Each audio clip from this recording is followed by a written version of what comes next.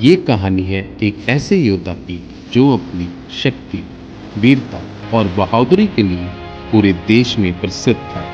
उसका नाम था नामान, आराम देश का सेनापति। लाखों लोगों की नजर में वह विजेता था। उसके अधीन सेना चलती थी, राजा उस पर भरोसा करता था। पर उसके जीवन में एक ऐसा घाव था, एक ऐसा अभिशाप जो उसके पूरे अस्तित्व को खा रहा था। हर रोज उसकी आंखों में यह पीड़ा झलकती थी कि सारी दुनिया उसकी वीरता को सलाम करती है, पर भीतर से वह धीरे धीरे टूट रहा था। ऐसे ही समय में उसके घर में एक छोटी सी दासी जो इज़राइल से बंदी बनाकर लाई गई थी, उसने साहस करके अपने स्वामी से कहा, काश मेरा स्वामी सामरिया में रहते जहां परमेश्वर का भविष्यद्वक्ता है, वह अवश्य ही इन्हें इस रोग से मुक्त कर दे। यही शब्द, यही छोटी सी गवाही नामान को उस परमेश्वर के दूत भविष्यद्वक्ता एलीशा के पास ले जाने का कारण बनी। और यहीं से शुरू होती है एक ऐसी यात्रा जिसमें अभिमान और आज्ञाकारिता टकराते हैं और अंत में परमेश्वर की शक्ति विजयी होती है।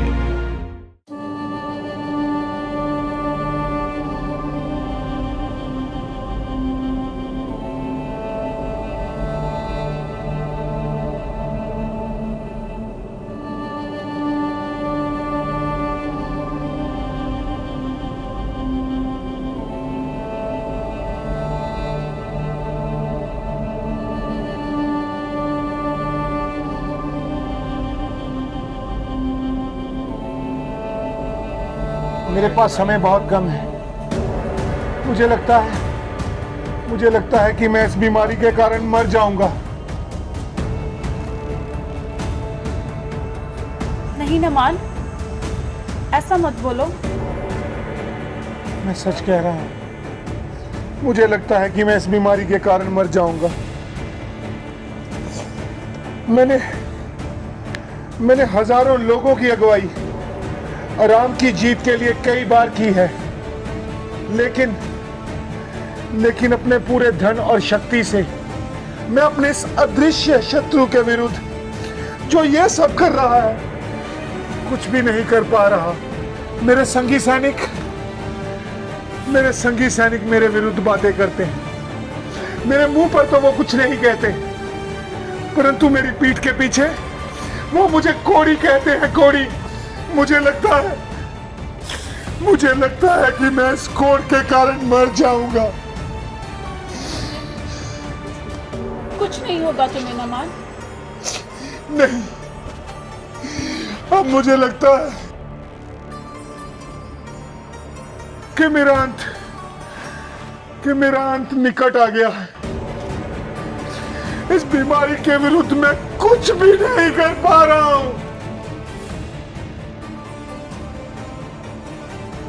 अगर मेरा स्वामी शिमरोन के भविष्यवक्ता के पास होता तो वो उसे कोढ़ से चंगा कर देता। क्या सच में? हाँ, ऐसा हो सकता है। तुमने ऐसा क्या कहा कि मेरी पत्नी चौंक गई? नमान, ये लड़की कहती है कि अगर तुम शिमरोन के भविष्यद्वक्ता के पास होते तो वो तुम्हारा कोढ़ चंगा कर देते। तुम अच्छी तरह से जानती हो कि ये बातें वास्तव में सच्चाई नहीं है, इसलिए मेरे साथ इस बीमारी के इलाज और शोमरोन के भविष्यवक्ता के बारे में कोई बातचीत मत करो। मुझे लगता है कि मैं इस बीमारी से मरने वाला हूं।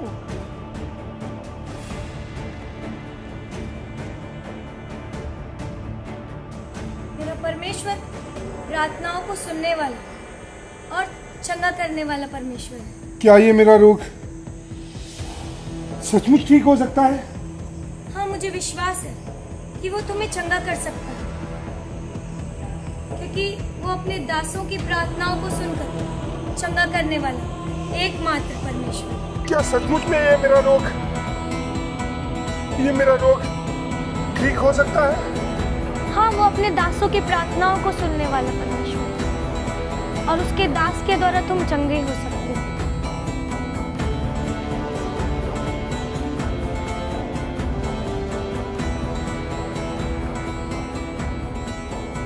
ऐसा कैसे संभव हो सकता है कि किसी व्यक्ति के कहने मात्र से मेरा कोड शुद्ध हो जाए? लेकिन वो लड़की कह तो बहुत विश्वास से रही थी। क्या ये सचमुच संभव है कि मैं कोड से शुद्ध हो सकता हूँ? मुझे अपने राजा से जाकर एक बार बात करनी चाहिए और इजराइल जाने के लिए आज्ञा लेनी चाहिए।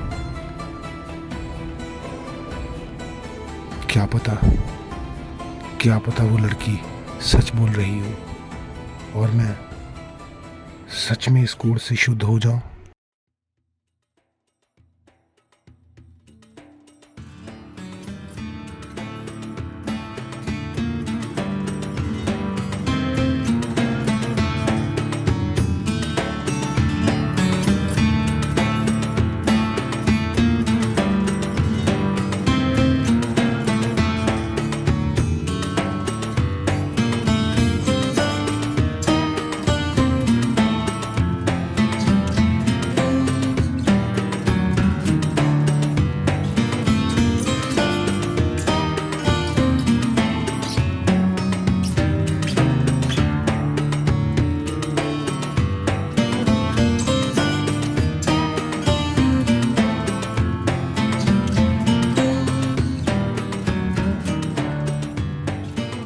नुमान, तो मुझे उस इजरायली लड़की ने यह बताया है कि वहाँ इजराइल में उसके लोगों के बीच में एक भविष्यवक्ता है जो मेरे इस कोड को शुद्ध कर सकता है महाराज।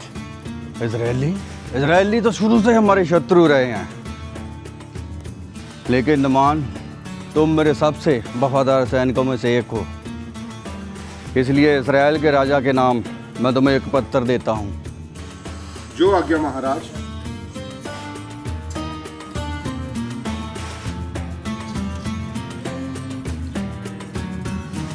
हमने कल दिन निकलने से पहले निकलना है।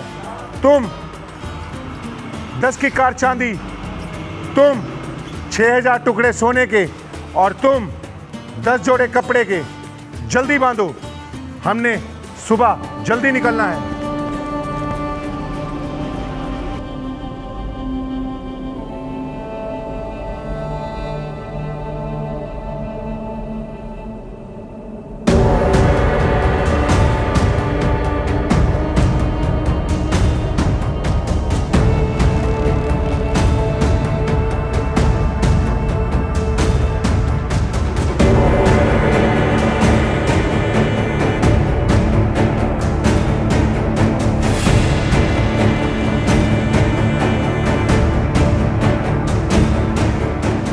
मैं आराम का राजा हूँ।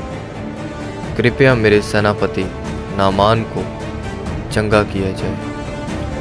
आराम का राजा मेरे पास एक घोड़ी को चंगा करने के लिए भेज रहा है। क्या मैं खुदा हूँ? क्या वो मुझे खुदा समझता है? मुझे तो यही लगता है कि इसकी ये कोई चाल है।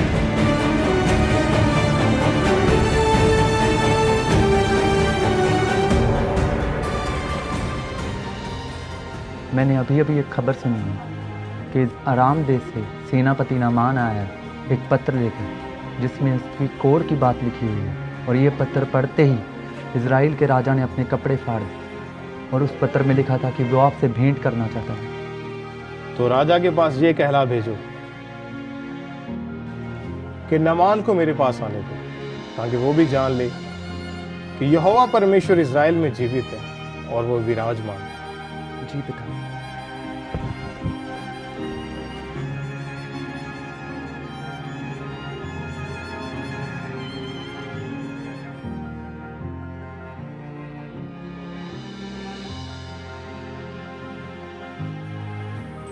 जी मेरे पिता, आराम देश से नामान आया है। वो कोढ़ के रोग से पीड़ित है।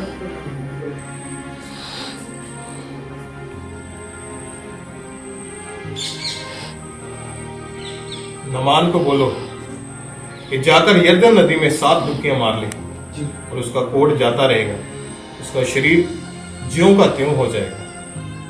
जी पिता। एलीशा के सेवक की बातें सुनकर नामान क्रोधित हो उठा और वापस चला गया।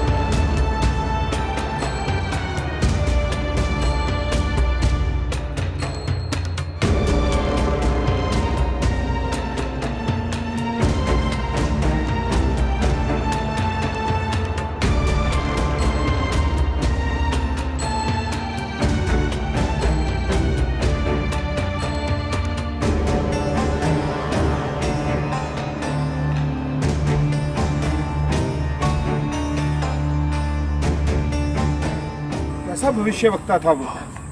उसने तो उठकर बाहर आना भी उचित ना समझा। मैंने तो सोचा था कि वो अवश्य उठकर बाहर आएगा और मेरे पास खड़ा होकर अपने परमेश्वर यहोवा से मेरे लिए प्रार्थना करेगा और मेरे कोढ़ वाले स्थान पर हाथ रखकर मुझे शुद्ध करेगा, परंतु उसने तो बाहर आना भी उचित ना समझा। ये कैसा भविष्यद्वक्ता जो राम देश के इतने बड़े सेनापति को बाहर भेंट करने को भी नहीं आया। मुझे तो लगता है मैंने यहाँ आकर अपना समय ही बर्बाद किया। क्या हमारे दमिश्क की अबाना और परपर नदियाँ इज़राइल के सब जलाशयों से उत्तम नहीं? हाँ स्वामी, ये तो सही बात है। आपने भी तो उस नादान बच्ची की बात मानकर अपना और हमारा समय खराब किया है। वह कितना बड़ा भविष्यद्वक्ता था कि जो बाहर आकर राम देश के सेनापति को आकर भेंट भी नहीं कर सका। ये बात तो तुम्हारी ठीक है। इसमें कौन सी बड़ी बात है स्वामी? 7 डुबकियां ही तो लगानी है। अगर वो भविष्यवक्ता आपको इससे भी कठिन कोई काम देता तो क्या आप ना करते? बात तो तुम भी उचित कर रहे हो। मेरे ख्याल से आपको 7 डुबकियां लगा लेनी चाहिए। देखते हैं कि क्या होता है।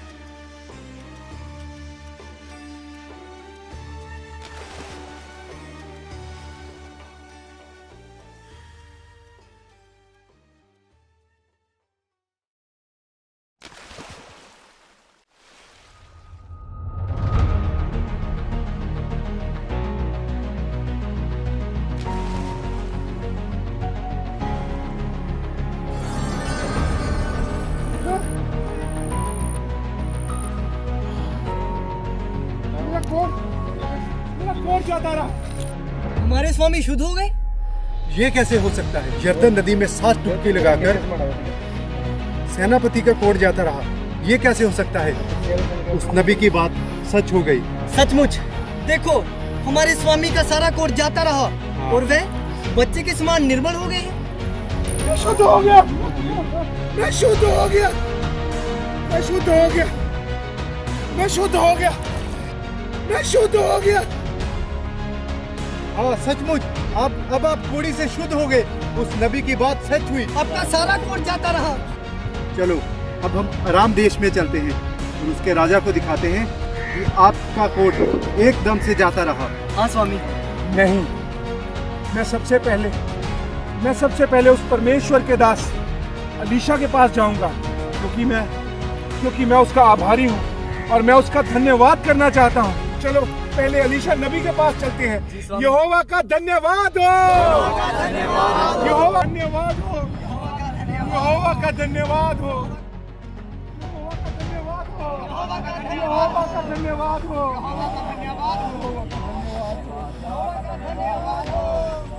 स्वामी, आप तो सच में कोट से शुद्ध हो गए। हाँ स्वामी। सब यहोवा परमेश्वर की दया।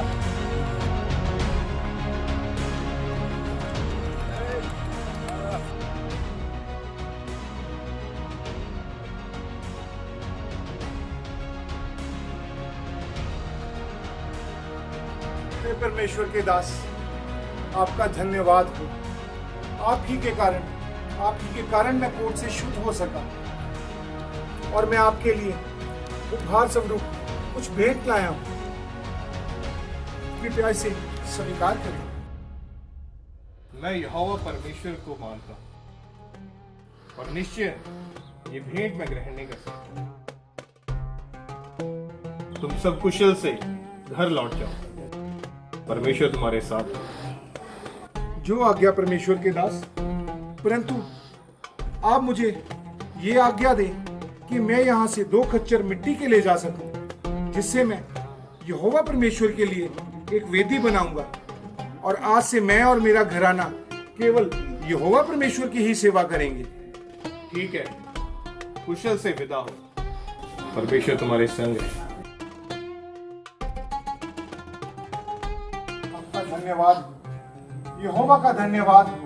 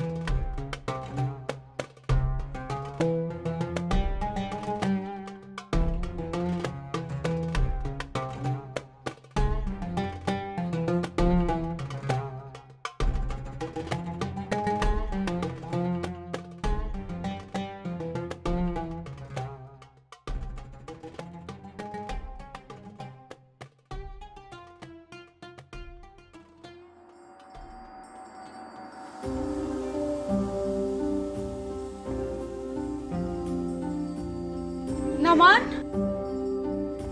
तुम ठीक हो गए? ये कैसे हुआ? तुम शुद्ध हो गए, तुम्हारा कोट जाता रहा? कैसे हुआ?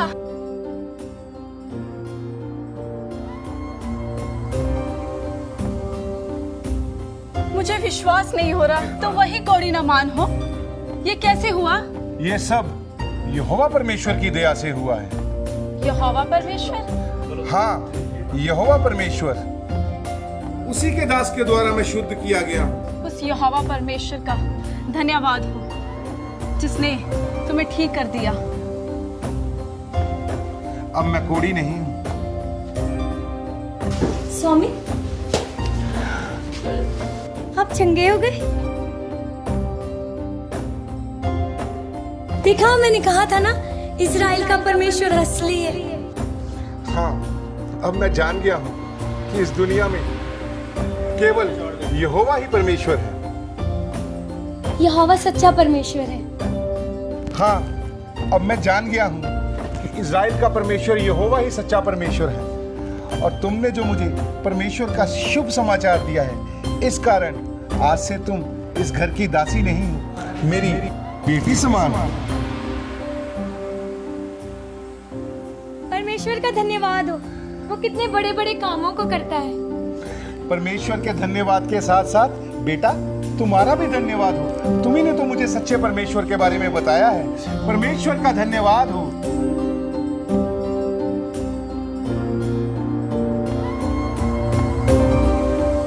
जैसा कि आपने देखा कि परमेश्वर के दास भविष्यद्वक्ता एलिशा के मुख से निकले हुए वचनों को जब नामान ने माना तो उसकी जिंदगी में एक बड़ा चमत्कार हुआ।